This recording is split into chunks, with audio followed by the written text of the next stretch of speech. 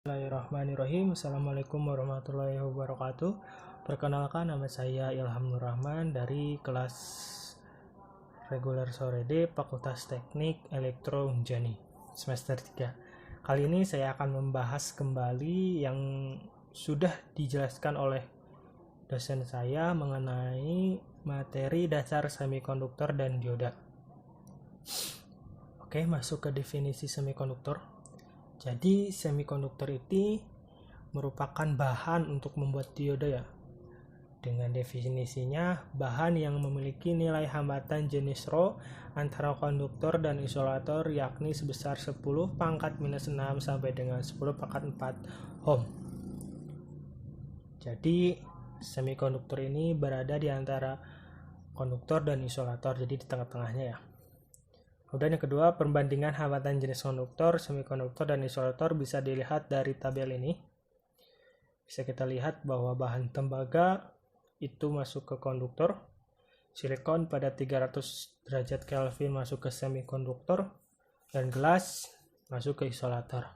Nah, ini konduktor ini bisa kita lihat untuk yang dapat menyelaraskan arus listriknya yang terbesar kita bisa lihat di tembaga konduktor ya, tembaga ke konduktor ini, karena dari sini bisa kita lihat hambatan jenisnya itu sangat kecil dan ini mempengaruhi untuk mengalirkan arus listrik. Sedangkan untuk isolator gelas ini sangat besar ya hambatan jenisnya, sehingga tidak dapat mengalirkan arus listrik. Nah, semikonduktor ini berada pada tengah-tengahnya dengan dengan bahan silikon pada 300 Kelvin dan hambatan jenisnya 2,3 kali 10 pangkat 3. Jadi semikonduktor gitu. Masuk kita lihat ke contoh soal. Sini ada 3 buah bahan yakni tembaga, silikon, dan gelas. Masing-masing memiliki panjang 1 meter dan diameter 1 mm. Jika pada kedua ujung bahan tersebut terpasang tegangan 10 volt, tentukan besarnya arus yang lewat masing-masing bahan tersebut. Nah, hal yang pertama untuk kita bahas menjawab soal ini adalah kita cari dulu rumus R. Dengan cara R sama dengan Rho L ini L dibagi A ya. A sama dengan VR kuadrat dengan R diameter bagi 2. Jadi hal yang pertama kita cari, kalau misalnya ada diameternya dibagi 2 itu untuk mencari jari-jarinya. Setelah jari-jari terdapat, kita bisa mencari A dengan rumus VR kuadrat. Setelah dapat A, baru masukkan ke hitung dulu resistor R-nya dengan rumus seperti ini. Selanjutnya setelah dapat CR-nya, hitung I untuk masukin bahan dengan rumus I F bagi R dengan hukum Ohm ya. Nah, setelah itu barulah didapatkan hasil-hasilnya. Pertama ada tembaga dengan arusnya 0,46 kali 10 pangkat 3A. Untuk tembaga. Untuk silikon arusnya 3,1 kali 10 min 9A. Dan gelas 1,12 kali 10 min 12 ampere. Jadi di sini kita bisa lihat bahwa yang paling kecil untuk mengalirkan arus listrik itu bahan gelas, ini isolator. Jadi kemungkinan besar tidak akan ada arus yang mengalir ke gelas begitu. Sedangkan tembaga sangat besar. Dan silikon untuk semikonduktor ini berada di tengah-tengahnya ya. Perhatikan arus yang mengalir pada bahan-bahan tersebut. Yang terbesar adalah pada konduktor, tembaga, semikonduktor, silikon, dan isolator gelas dengan tegangan 10 volt. Nah, bahan-bahan semikonduktor juga ada bahan-bahannya. Pertama, itu ada trivalen. Itu logam-logam yang memiliki atom-atom dengan jumlah elektron terluar 3 buah, seperti boron, gallium, dan indium. Kedua ada tetravalen, logam-logam yang memiliki atom-atom dengan jumlah elektron terluar 4 buah seperti silikon dan germanium.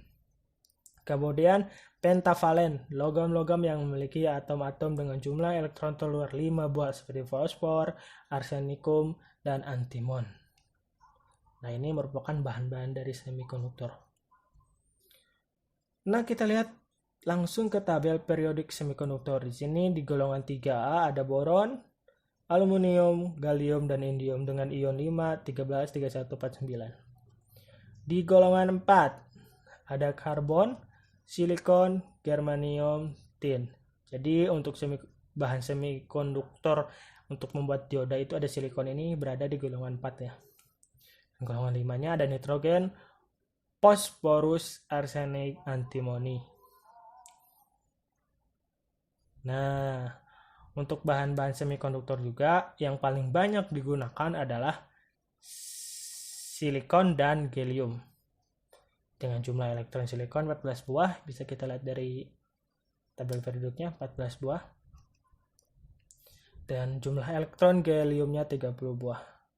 Jumlah elektron valensi, elektron terluar Si maupun gallium masing-masing 4 buah. Jadi di elektron silium dan elektron gallium itu memiliki 4 masing-masing di elektron valensinya atau elektron terluar, dan ada jenis ikatan kovalen. Kemudian semikonduktor juga memiliki jenis-jenisnya. Yang pertama ada jenis semikonduktor intrinsik, di mana semikonduktor intrinsik ini ialah semikonduktor yang murni dan tidak cacat. Contohnya adalah silikon murni. Jadi ini belum ada gabungan dari yang lain ya. Ini silikon murni. Bisa kita lihat bahwa silikon murni ini ada 4 buah elektron valensi. Dan ini terbentuk dalam ikatan kovalen. Ini ada visualisasi 2 dimensinya, dan ini adalah visualisasi 2 dimensi, sedangkan ini untuk visualisasi 3 dimensi. Jadi setiap ini itu adalah bisa disebut ikatan kovalen. Sedangkan yang hitam ini adalah elektron valensi. Struktur kristal Si, pengulangan secara teratur satuan sel 3 dimensi berbentuk tetrahedral. Nah, langsung selanjutnya ada semikonduktor intrinsik pada suhu yang sangat rendah. Semua elektron berada pada ikatan kovalen. Jadi apabila semikonduktor intrinsik ini berada pada suhu yang dingin atau rendah, dia berada pada ikatan kovalen dan tak ada elektron bebas atau tak ada pembawa muatan sehingga bersifat sebagai isolator. Jadi bila mana ada nanti intrinsik ini berada di suhu yang sangat dingin, ini bisa bersifat sebagai isolator semikonduktor intrinsik ini. Kemudian semikonduktor intrinsik pada suhu kamar. Nah, pertama ada agitasi termal. Agitasi termal itu perubahan suhu ya, menyebabkan beberapa elektron valensi keluar dari ikatan kovalen menjadi elektron bebas sehingga pembawa muatan negatif. Yang kedua, ada munculnya elektron bebas diikuti dengan terbentuknya hole, lubang sebagai pembawa muatan positif. Peristiwanya disebut pembangkitan atau generation. Ketiga, jika dipasang beda potensial terjadi aliran arus sebagai konduktor dengan konduktasi rendah. Masuk ke poin ketiga, yaitu yang pertama maksudnya bila mana ada perubahan suhu yang tinggi, maka elektron bebas akan keluar dari ikatan kovalen dan membawa muatan negatif.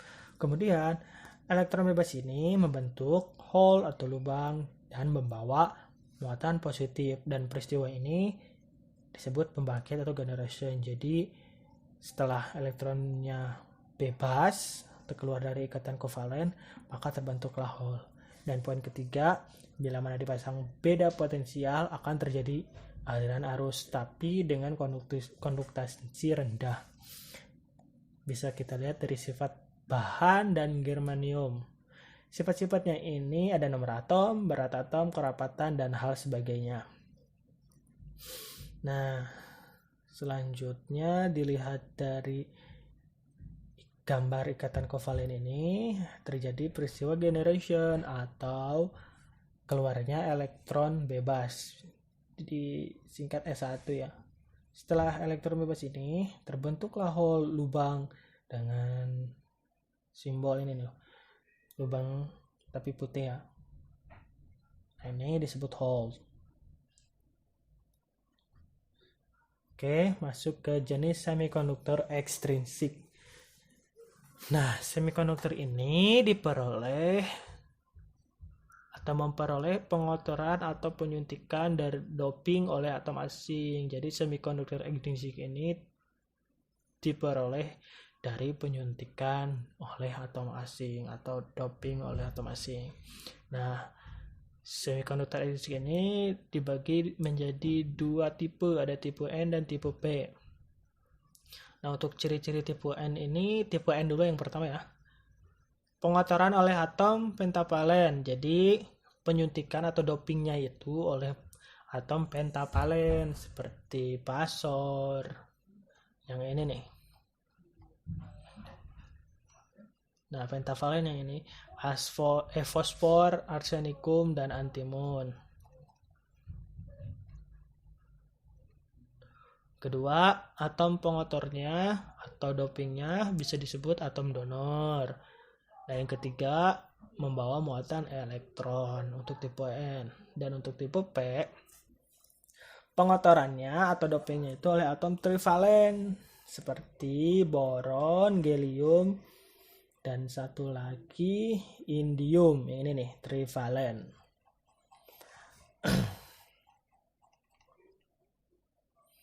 Nah, yang kedua, ciri tipe P, atom pengotornya atau dopingnya disebut atom akseptor. Dan yang ketiga, dia membawa muatan hold.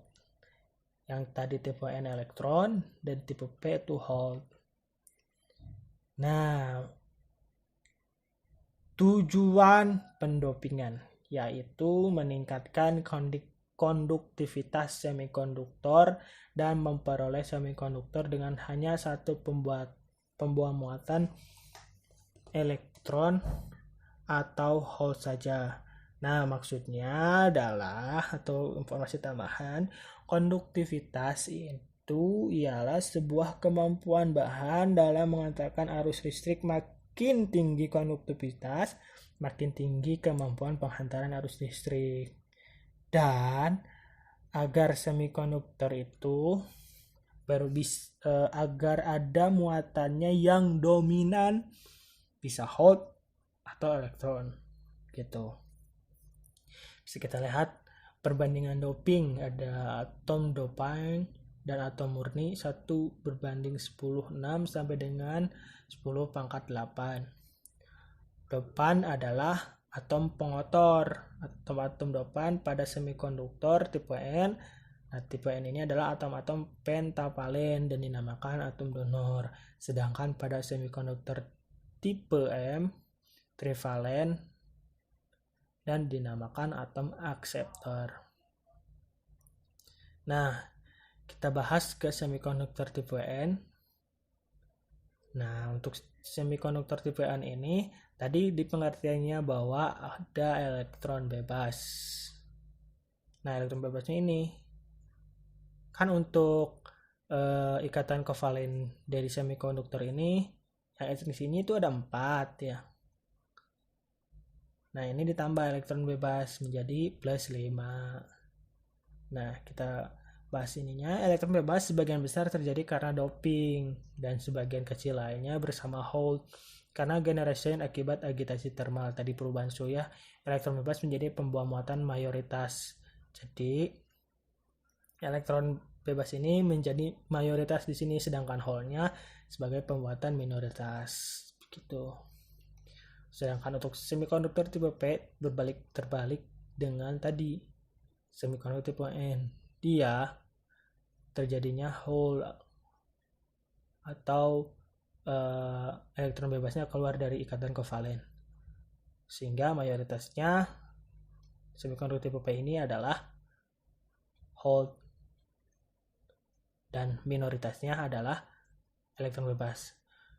Hall sebagian besar terjadi karena doping dan sebagian kecil lainnya bersama elektron bebas karena generasi akibat agitasi termal. Hall menjadi pembawa muatan mayoritas dan elektron bebas sebagai pembawa muatan minoritas. Nah, bisa kita lihat ini ada piranti semikonduktor ya. Jadi semikonduktor ini banyak macamnya ya. Mulai dari dioda pertemuan PN, transistor, IC, termistor, SCR, dan hal sebagainya. Ini LED, dioda, IC, dan hal sebagainya. Nah, ya, ini tuh merupakan gambar-gambar bentuk fisiknya ya.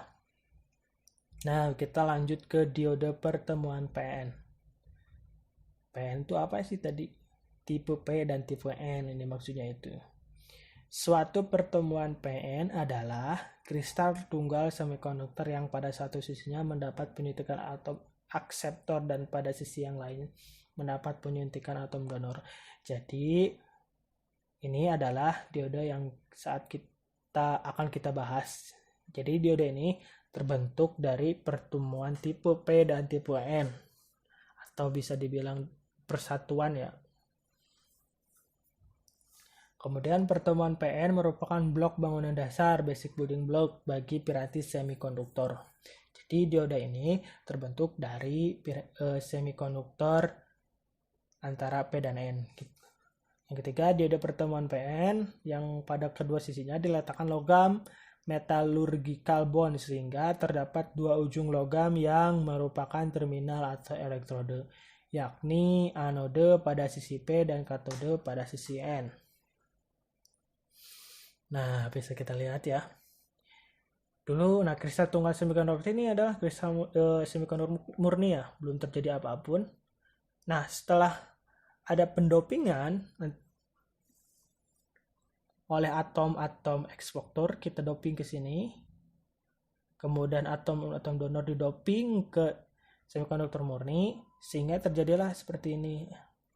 Hasilnya tipe P di sebelah kiri, tipe N di sebelah kanan. Apa ini terjadinya pendopingan. Oke, kita lanjut ke dioda. Nah, dioda ini terbentuk dari pertemuan PN.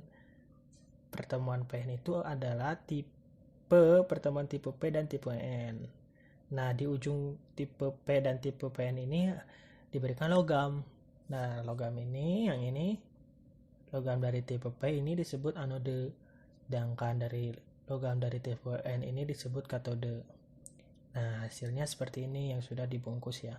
Nah, bentuk anode ini biasanya dia ruangnya lebih besar atau lebih luas dari katode. Nah, ini adalah yang hitam ini adalah pembatas dari ruang anode, dan katode lebih sempit. Bisa lihat kita dari simbol dioda ya. Mengapa simbol dioda arahnya itu ke kanan? Karena apabila ada arus yang masuk itu dari anode, dia bisa gitu, hanya dari anode dia bisa masuk ke kanan dan bisa keluar dari katode. Sedangkan kalau ada arus dari katode dari sini, dari kanan, di sini ada penghalang keridam. Jadi mengapa simbolnya seperti ini? Karena bila mana ada arus atau dikasih arus, nanti ini masuknya ke anode, ke kaki anode, tidak boleh ke katode. Karena dari kalau katode dia ada penghalangnya. Bila mana kalau dari kiri, dari anode, pasti akan ada keluaran outputnya dari katode. Nah, kemudian bisa kita lihat dari gambar ini. Nah, untuk jenis P ini atau tipe P ini bisa kita lihat terdiri dari hole dan ion akseptor yang bermuatan negatif. Sedangkan untuk jenis N, dia bermuatan elektron dan ion donor positif. Kemudian di tengah-tengahnya itu lapisan pengosongan ini terjadi karena adanya pertemuan antara tipe P dan tipe N. Biasanya di pertemuan tipe P dan tipe N ini terjadi ada bidang pertemuan. Di sini bidang pertemuannya. Bisa kita lebih jelas lagi ya tadi ya. Atom-atom yang mengandung Hall dapat digambarkan sebagai ion-ion negatif karena kekurangan elektron, dan atom-atom yang kelebihan elektron sebagai ion positif. Jadi yang mengandung Hall ini Hall ya, dapat menggambarkan yang negatif karena kekurangan elektron. Sedangkan atom elektron ini sebagai ion positif. Nah, ion-ion akseptor ini adalah ion-ion negatif dan ion-ion donor adalah ion-ion positif. Begitu. Nah, kita lanjut ke lapisan pengosongan. Nah, lapisan pengosongan ini terjadi saat P dan N dipertemukan. Terus terjadi difusi elektron ke arah P dan difusi Hall ke arah N, menimbulkan arus difusi ke kanan. Kenapa terjadi arus difusi? Karena di sini kita lihat ya, karena adanya pertemuan antara ini elektron, dia bergerak ke kiri, sedangkan Hall bergerak ke kanan. Jadi mereka berlawanan ya, dan saling berlawanan. Nah, ini mengapa arus difusinya ke kanan? Karena itu tadi, antara jenis N atau elektron ini dan Hall ini bergerak. Kalau elektron ini bergerak ke kiri, sedangkan Hall bergerak ke kanan. Dan arus difusinya kenapa ke kanan? Karena dia otomatis mengikuti Hall yang kiri ke kanan, gitu. Jadi untuk arus difusinya itu mengikuti arus dari Hall ke kanan. Gimana kalau misalnya Hall-nya di kiri, Hall-nya di kanan, posisinya aja ya, jenis tipenya di kanan, jenis N-nya di kiri, tinggal dibalik saja. Jadi untuk arus difusinya dia bakalan ke kiri. Kenapa ke kiri? Karena untuk si jenis tipe P ini dia ada berada di kanan, sedangkan untuk jenis N atau elektronnya dia di kiri. Jadi si Hall-nya itu dia bergerak ke kiri, sedangkan elektronnya dia bergerak ke kanan apabila dia dibalikan. Begitu. Kemudian, nah di sini ada terjadinya recombination atau penggabungan di sekitar bidang pertemuan sehingga elektron dan Hall lenyap. Nah, setelah ada pertemuan, di sini ada setelah pertemuan ada jenis P dan jenis N atau negatif dengan positif. Si jenis N itu masuk ke Hall yang kosong. Setelah masuk, Hall dan elektronnya lenyap, sehingga ini di bagian pengosongan ini akan kosong, begitu. Nah, yang poin ketiga, di sekitar bidang pertemuan tak terdapat pembuatan muatan, disebut daerah pengosongan atau depletion region. Disebutkan tadi, jadi bila mana sudah ada proses pertemuan antara jenis N dengan jenis P, udah melakukan penggabungan, udah melakukan pengisian dari Hall-nya, maka elektron dan Hall ini dia akan lenyap, sehingga di sini itu hanya ada ion-ionnya saja, begitu. Tegangan penghalang. Lenyapnya elektron meninggalkan ion donor plus dan lenyapnya Hall meninggalkan ion akseptor. Kedua, adanya ion positif dan negatif menyebabkan adanya bidang listrik sehingga ada tegangan. Disebut tegangan kontak atau tegangan penghalang. Barrier potensial menimbulkan arus drive ke kiri. Nah, setelah adanya ion positif dan negatif yang tadi dari hasil pertemuan ini, yang tadi hanya meninggalkan ion-ionnya saja, dia menimbulkan arus listrik atau tegangan. Adanya medan listrik sehingga ada tegangan. Nah, tegangan ini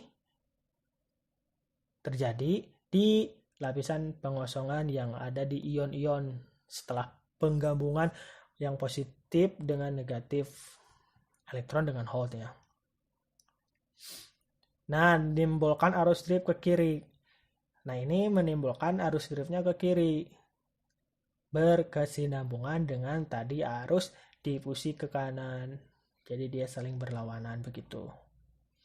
Karena pertemuan PN ini terbuka, maka ada kesetimbangan antara arus drift dengan arus difusi tadi. Jadi arus driftnya ke kiri, arus difusinya ke kanan. Jadi ada kesetimbangan antara di ruang penghalang atau ruang lapisan kosong ini. Nah, untuk pertemuan PN dengan prasikap maju. Jadi untuk pertemuan PN ini ada dua, ada prasikap maju dengan prasikap mundur. Nah, bisa kita lihat dari gambarnya. Untuk arus inputannya dia masuk ke anode. Ini untuk prasikap maju ya, atau forward bias. Arusnya masuk ke anode, masuk ke jenis P, dan keluaran outputnya ke katode. Kita masuk ke poinnya. Adanya VD menyebabkan arus difusi lebih besar dari arus drift. Nah, arus difusinya lebih besar dari arus drift yang tadi ya. Kedua, jika potensial penghalang sebelum diberi VD adalah V0, maka potensial penghalang turun menjadi V0 dikurangi VD dan pengosongan menjadi sempit. Jadi, setelah adanya proses berlawanan dari jenis N ke jenis P jadi ke jenis ke N, atau elektron ke hold ke elektron, maka untuk lapisan pengosongan ini dia semakin lama semakin sempit dikarenakan terjadinya perlawanan tadi. Nah, pembawa mayoritas punya energi yang cukup untuk melewati potensial penghalang. Hole dari sisi P, pembawa mayoritas dapat melewati daerah pengosongan menjadi pembawa minoritas di sisi N. Hold ya. Jadi dia akan melewati daerah pengosongan dan membawa minoritas dari sisi N. Gitu. Elektron dari sisi N membawa mayoritas dapat melewati daerah pengosongan menjadi pembawa minoritas di sisi P. Jumlah arus dari elektron dan hole merupakan arus total yang lewat diode. Jadi misalnya arus dari sini itu masuk ke dioda melewati anode, misalnya 5 ampere, dia di sini tidak akan keluaran arus dari sini, dari tegangan, tetapi di sini bakalan diubah kembali. Nah, keluaran arusnya dari katode ini, gitu. Dan ini merupakan arus total. Arus total ini yang bergerak dari N ke P, P dari ke N. Dan ini disebut arus total. Nah, masuk ke pertemuan PN dengan prasikap mundur, reverse bias. Nah, ini kebalikan dari forward bias ya. Nah, bisa kita lihat untuk kutub positifnya, dia masuk ke katode dan anodenya minus ini. Jadi ke positif, ke jenis N, dan anodenya keluarannya. Hole pada sisi P bergerak ke kiri, elektron pada sisi N bergerak ke kanan. Daerah pengosongan melebar, potensial menghalang menjadi V0 ditambah VD, tidak ada arus lewat bidang pertemuan. Nah, maksudnya adalah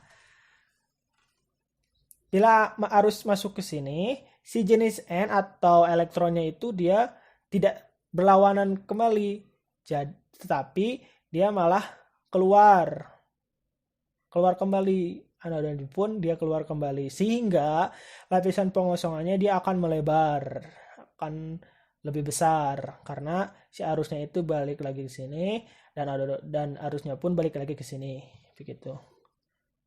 Karena daerah pengosongan pada dasarnya merupakan semikonduktor intrinsik, jadi bisa kita bilang bahwa lapisan pengosongan itu adalah semikonduktor murni. Yang notabene-nya semikonduktor murni itu adalah apabila terjadi agitasi termal dapat menyebabkan terjadinya Gunderson sehingga muncul pasangan elektron dan hole pada daerah ini.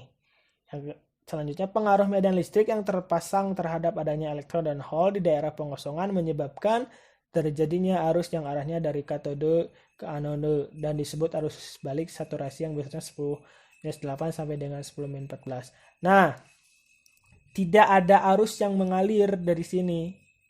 Bila mana ini bersikap pertemuan PN dengan bersikap mundur, tidak akan ada arus. Meskipun ada arus, dia hanya kecil nilainya. Yang mulai dari 10-8 sampai dengan 10-14 ampere. Gitu sebagai tambahan. Jadi lapisan pengosongan ini merupakan semikonduktor intrinsik atau murni. Oke, lanjut ke grafik arus dioda silikon ya ini. Nah, bisa kita lihat bahwa di grafiknya ketika bias maju dia dimulai dari 0, tetap dulu, kemudian ada kenaikan sampai ke titik tegangan potensialnya yaitu 0,7. Tadi karena silikon ya, dia akan naik dan statis di sini. Sedangkan untuk reverse bias atau bias mundur, dia dimulai dari tegangan 0 sampai ada peristiwa atau kecuali ada masukan terlalu tinggi 100 volt misalnya ya, dia akan turun dan mengalami breakdown karena pada si reverse bias ini bisa kita analogikan ketika ada masuk katode dia melalui outputan anode ya, dan ini dioda tidak akan bekerja karena adanya masukan yang terlalu tinggi tegangannya dan diodanya akan rusak. Itulah disebut peristiwa breakdown. Kemudian ini merupakan simbol dioda Zener ya. Dengan karakteristik unik, Zener bekerja pada bias negatif. Masuk ke simbolnya yaitu simbol dioda ya, dasar analisa dioda. Nah, ini bisa kita lihat bahwa yang di kiri itu anode dan kanan katode. Nah, di pinggir katode ini ada abu-abu ini. Nah, abu-abu ini sebagai acuan bila mana acuan antara untuk melihat anode dan katode dari sebuah dioda ya. Nah, yang anode ini dia space-nya lebih besar ya. Dan katode space-nya lebih kecil. Mungkin nanti bisa balikan, misalnya katodenya di kiri, anodenya di kanan. Nah, yang ini pun, yang abu-abu ini bakalan pindah ke kiri. Karena itu jadi acuan untuk menentukan anode dan katode. Dan abu-abu ini biasanya dekat ke katode. Nah, simbol dioda ini ada kotak, ada segitiga kayak gini, terus ada peredam atau benteng ya, ini nggak apa-apa, sama aja. Dengan anode masuk ini ya yang sebelumnya saya bahas, dan katode kenapa ada ini, karena tidak akan bisa masuk kalau misalnya inputan arusnya dari katode ke anode, dia akan terhalangi. Masuk ke jenis diodanya. Di sini banyak sekali ya jenis dioda, ada junction dioda, Zener dioda, tunnel dioda, Schottky dioda, varaktor dioda, diode, triac, SCR, LED, fotodiode. Dan ini mempunyai mempunyai fungsi dan khasnya masing-masing gitu ya. Nah, Sini ada penjelasannya, jenis dioda dan penggunaannya ya.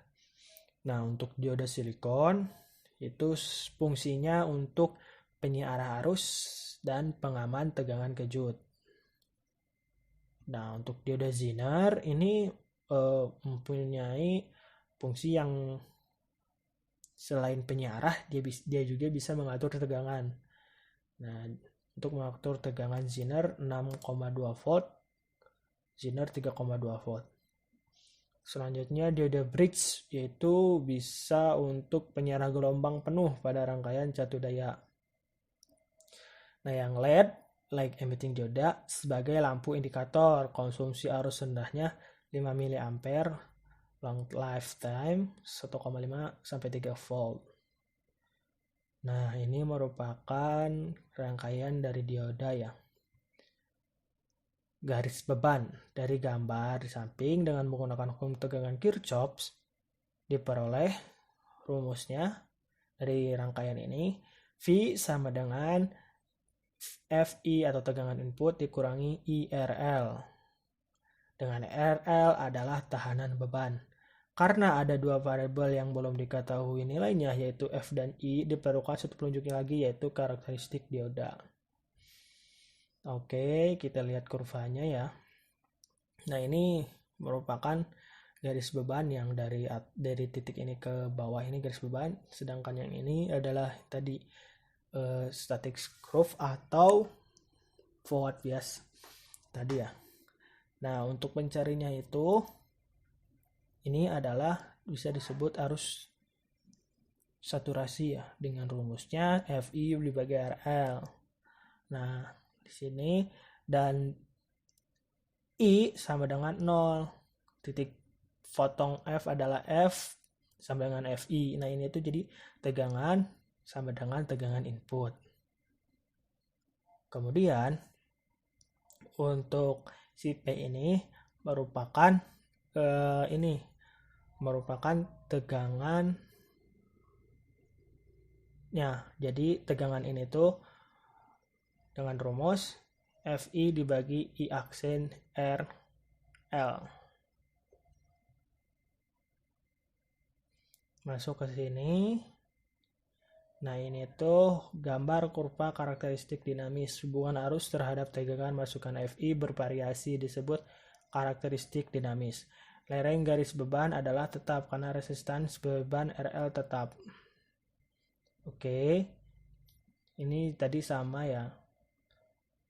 Nah, ketika ada Fi atau RL ini ingin dinaikkan, untuk garisnya ini akan naik juga dengan rumus Fi aksen dibagi RL. Nah, si garis putus-putus ini asalnya dari sini. Nah, ini ketika dinaikkan, si garisnya pun ikut naik ya, dengan titik tengahnya A aksen dan ini Fi aksen. Ini biasa tadi adalah static curve atau forward bias. Nah, ini masuk ke model dioda. Jadi model dioda ini merupakan model matematisnya untuk mencari arus pada dioda. Kan pada dasarnya dioda itu adalah penyiar arus. Nah, untuk penyiar arus tuh bila mana ada arus nanti ya, bila mana ada arus ini nih, saya lihat bila mana ada arus yang masuk, ini yang forward bias ya, yang masuk dari anode itu kan gak semestinya harus nanti keluaran katodenya sama harus dari arus input ini. Contoh, di sini ada 5 volt, gak mungkin di sini keluaran katodenya 5 volt juga, tetapi di sini diolah kembali, diproses kembali melalui dioda. Nah, untuk mencari arusnya untuk dioda itu dibutuhkan ini model matematika untuk mencari arusnya. Ada 3, ada pendekatan pertama, pendekatan kedua, dan pendekatan ketiga. Nah, pada keadaan forward bias ini untuk pendekatan pertama ya, pada keadaan forward bias, dioda dianggap sebagai saklar tertutup karena hambatan pada dioda dianggap bernilai 0. Nah, gini maksudnya. Untuk pendekatan pertama, pada bias maju, si dioda ini dianggap sebagai saklar saklar on. Jadi, dia mengalirkan arus. Sebagainya saklar on. Sedangkan pada keadaan reverse bias atau bias mundur, dioda dianggap sebagai saklar terbuka karena hambatan pada dioda dianggap bernilai T0. Nah, untuk forward biasnya dengan simbol seperti ini, dengan masukkan tegangan melalui katode dan keluaran dari anoda, si dioda ini dia dianggap sebagai saklar off atau terbuka gini ya. Nah, ini tadi tertutup, ini terbuka. Bedanya itu seperti itu. Untuk karakteristiknya atau grafiknya, untuk pendekatan pertama ini di forward bias adalah 0. Dia masuk 0 dulu, terus dia masuk, maju atau naik di titik tegangan potensial tadi. Ini untuk silikon ya. Silikon tuh tegangan potensial 0,7. Nah, ini akan statis di titik 0,7 volt sampai ke atas. Ini untuk forward bias. Nah, sedangkan untuk reverse bias, dia akan 0 terus karena tidak ada arus yang mengalir. 0 terus tegangannya. Itu untuk pendekatan pertama. Kita masuk ke model dioda untuk pendekatan kedua. Di sini pada keadaan forward bias untuk yang kedua, yaitu dioda dianggap sebagai sumber tegangan sebesar V gamma. Untuk silikon V gammanya 0,7 volt atau 0,6 volt, dan V gamma untuk germanium 0,2 volt atau 0,3 volt. Nah, di sini kita analogikan dioda ini dianggap sebagai sumber tegangan. Karena pada dasarnya dioda juga bisa menghasilkan tegangan. Karena tadi untuk di peristiwa generation atau penggabungan, di situ akan ada hambatan atau akan ada tegangan dan medan listrik gitu loh.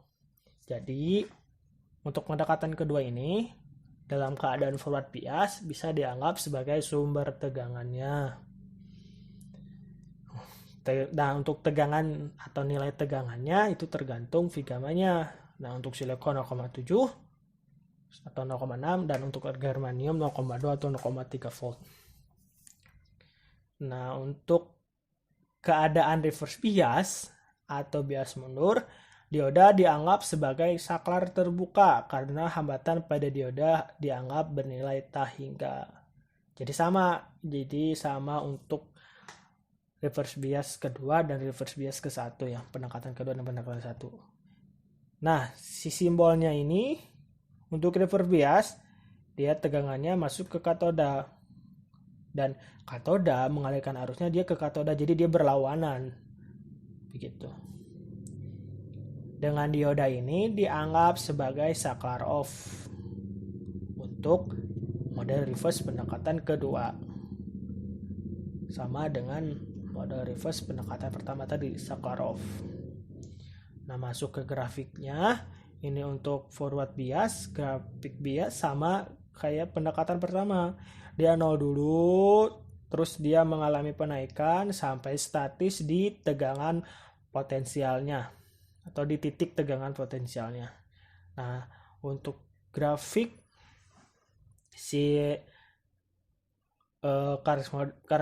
untuk grafik si reverse bias ini di pendekatan kedua, dia mulai tegangan dari 0, dia masuk ke titik V gamma sampai tetap, kemudian dia juga 0 terus ke VD karena tidak ada arus tadi ya. Nah, yang terakhir. Oke, kita masuk ke model dioda ketiga. Nah, untuk model dioda ketiga ini, pada keadaan forward bias, dioda dianggap sebagai sumber tegangan sebesar V gamma untuk silikon 0,7 volt atau 0,6 volt dan Fy atau V gamma untuk germanium sama dengan 0,2 volt atau 0,3 volt dengan resistansi forwardnya atau RF yang terpasang secara seri. Nah, jadi untuk pendekatan ketiga dalam model dioda itu, si dioda ini dia bisa dianggap sebagai sumber tegangan dan resistensi forward dipasang secara seri gitu. Dan bisa kita lihat dari gambarnya, di forward biasnya dioda dianggap menjadi sumber tegangan dan resistansi forward dipasang secara seri. Terus kita masuk ke keadaan reverse bias. Dioda dianggap sebagai resistansi reverse. Jadi untuk reverse bias atau mundur bias di model ketiga ini dia dianggap sebagai resistansi reverse. Jadi hanya jadi hambatan saja. Berbeda dengan pendekatan ke-1 dan pendekatan kedua. Dia yang pendekatan 1 itu untuk saklar ya, saklar off. Nah ini, sedangkan untuk pendekatan ketiga dia jadi resistansi reserve. Nah ini biasanya pendekatan ketiga ini sering kita jumpai ya di kehidupan sehari-hari atau sering dipakai karena ini bisa menjadi akurat atau bisa fungsi dari dioda itu benar-benar terpakai gitu ya. Dengan dioda bisa dianggap sebagai sumber tegangan dan resistansi forward dipasang secara seri. Dan kita bisa lihat untuk gambar grafiknya ini itu sama dengan pendekatan 1 dan pendekatan 2. Untuk forward biasa ya, dimulai dari 0, nahan dulu dia sampai naik ke tegangan potensial atau titik tegangan potensial, dan ini akan statis tetap. Sedangkan untuk resistansi reverse-nya dia mulai dari 0 tegangannya terus masuk ke V gamma, dia 0 terus sampai ke titik V gamma dia ke atas. Nah, kita masuk ke contoh soalnya ya. Perhatikan rangkaian dioda di samping ini. Gambarkan rangkaian pengganti atau rangkaian ekivalen dan hitung besarnya tegangan dan arus dioda menggunakan pendekatan 1, pendekatan 2, dan pendekatan 3. Ini untuk rangkaian soalnya dengan V-in sama dengan 10 volt, RL sama dengan 100 ohm, dan resistansi forwardnya 2,5 ohm. Kita bahas untuk pendekatan satunya, ini merupakan rangkaian ekivalennya. Di sini kita lihat untuk pendekatan 1 dia tidak ada yang saklarnya tertutup dengan FIN nya 10 volt, R nya 100 ohm. Masuk ke rumusnya, ini ide VN bagi RL ini mengacu ke rumus hukum Ohm ya, F bagi IR, tinggal dibalik saja. Nah untuk mencari idenya kita tinggal dibagi saja FIN dibagi RL. VN nya 10 volt, R nya 100 ohm dengan 0,1 ampere hasilnya. Kemudian untuk pendekatan kedua ini si diodanya dia berubah menjadi sumber tegangan dengan sumber tegangannya itu adalah V gamma. V gamma-nya itu adalah 0,6 volt. Kita tinggal dikurangi saja. Untuk rumus idenya FIN dikurangi FY dibagi RL. Kenapa ini simbolnya kurang? Karena ketika sumber tegangan dari FEN ini masuk ke tegangan si sumber diodonya juga dia mengalirkan arus lagi ke sumber tegangan input, sehingga terjadilah berlawanan dan itu dikurangi rumusnya. Masuk ke nilai-nilainya, FEN-nya 10 volt dikurangi V gamma-nya 0,6 volt dibagi 100 ampere, hasilnya 0,094 ampere. Masuk ke pendekatan ketiga.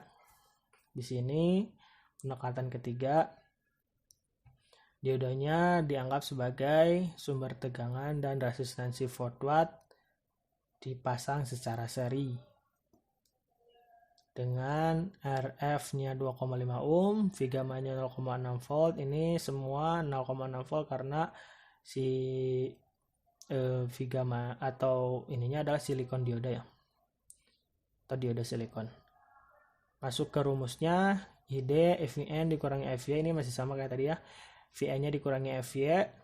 Nah ini RL ditambah RF, resistansi 4 watt, sehingga menghasilkan nilainya itu 10 volt dikurangi 0,6 volt dibagi 100 tambah 2,5 ohm, sedangkan 0,092 ini lebih kecil karena ini ada satu lagi komponen, itu resistansi 4 watt ditambah ini, jadi lebih kecil dari pendekatan 2 dan pendekatan 1. Kemudian setelah mencari arus semuanya, bisa dicari untuk tegangan di setiap pendekatan, dimulai dari pendekatan 3, pendekatan 2, dan pendekatan 1.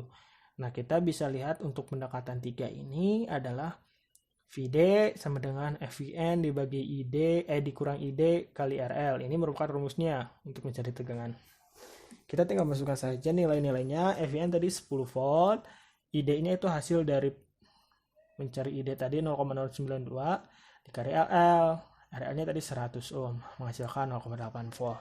Kemudian untuk tugas dari contoh soal ini saya sudah buatkan untuk mencari tegangan di setiap pendekatan, mulai dari pendekatan 1 dan pendekatan 2. Nah ini rumusnya, diketahui FEN-nya 10 volt, RL-nya 100 ohm, ID-nya 0,1 ampere. Ditanya VD ini rumusnya tadi FEN dikurangi ID dikali RL. FEN-nya 10 volt, ID-nya 0,1 ampere. Tadi kita sudah mencari ID-nya ya, dikali 100 ohm, hasilnya 0 volt. Berarti untuk pendekatan 1 tidak ada tegangan. Pendekatan kedua, diketahui VN 10 volt, RL 100 ohm, ID 0,094 ampere. Ditanya VD, jawabnya adalah VD FEN dikurangi ID dikali RL. Tadi FEN-nya 10 volt, ID-nya 0,094 ampere dikali 100 ohm dan menghasilkan 0,6 volt. Bisa disimpulkan untuk tegangan dari masing-masing pendekatan 1, pendekatan 2, dan pendekatan 3 pada contoh soal ini, yang paling besar adalah pendekatan ketiga. Dia menghasilkan 0,8 volt untuk tegangannya. Dan yang kedua, tegangannya itu 0,6 volt. Dan pertama, tidak ada tegangan. Mungkin itu saja yang dapat saya sampaikan. Mohon maaf bila mana banyak kekurangan, banyak kata yang salah. Mohon dikoreksi. Assalamualaikum warahmatullahi wabarakatuh.